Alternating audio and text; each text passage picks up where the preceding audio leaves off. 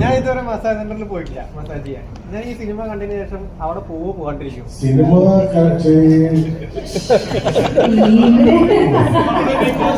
Cinema കണ്ടതിന് ശേഷം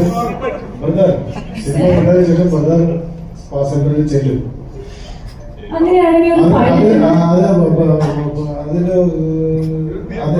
അതിനുശേഷം ബ്രദറിന് സംഭവിക്കുന്ന ഒരു തരത്തിലുള്ള മാറ്റങ്ങൾക്കും ഇത് സിനിമയായിട്ട് തന്നെ കാണാൻ പറ്റും. ഇതൊരു സിനിമയാണ്.